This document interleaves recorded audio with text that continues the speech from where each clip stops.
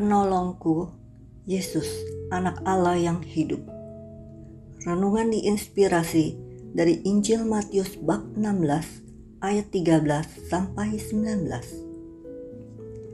Setelah Yesus tiba di daerah Kaisarea Filipi, ia bertanya kepada murid-muridnya, kata orang, siapakah anak manusia itu?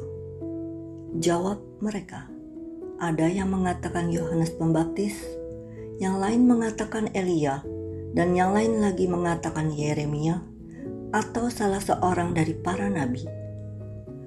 Lalu Yesus bertanya kepada mereka, menurut kamu, siapakah aku ini?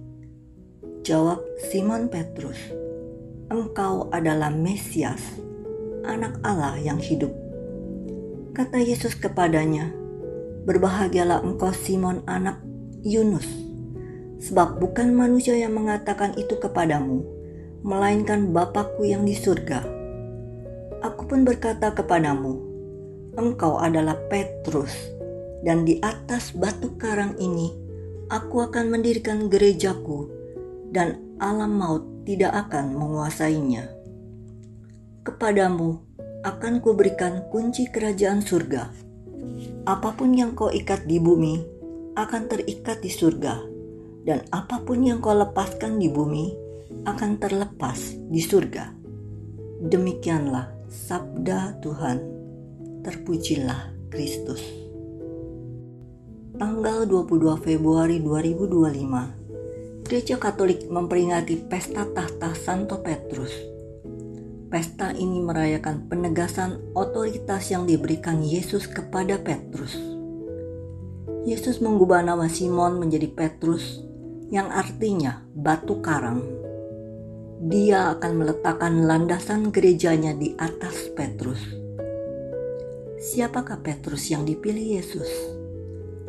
Ketika Yesus bertanya kepada murid-muridnya, kata orang, siapakah anak manusia itu? Jawab mereka, ada yang mengatakan Yohanes Pembaptis, yang lain mengatakan Elia, dan yang lain lagi mengatakan Yeremia atau salah seorang nabi. Jawab Simon Petrus, engkau adalah Mesias, Anak Allah yang hidup. Kata Yesus kepadanya, berbahagialah engkau Simon bin Yunus, sebab bukan manusia yang mengatakan itu kepadamu, melainkan Bapa-Ku yang di surga. Dari semua murid Yesus, Simon Petrus yang mengatakan bahwa Yesus adalah Mesias, Anak Allah yang hidup. Yesus menegaskan bahwa Allah Bapa yang memungkinkan Petrus dapat mengenal Yesus sebagai Mesias. Seorang ayah bertanya kepada anaknya yang masih berusia 4 tahun. Kata orang, siapakah ayah? Sang anak menjawab, ada yang mengatakan Pak Supir, karena mengantar anak-anak sekolah. Ada yang mengatakan pemilik kebun kelapa. Ada juga yang memanggil Pak Yohanes.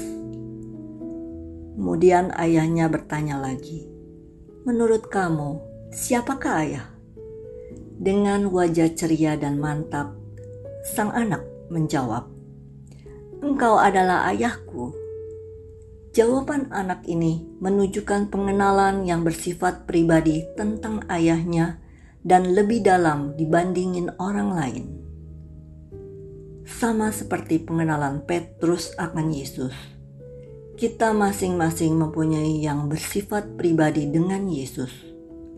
Bukan sekedar kata orang atau menyaksikan perbuatannya bagi orang lain, melainkan karena mengalami sendiri hidup bersamanya. Pengakuan yang lahir dari hubungan pribadi dengan Dia.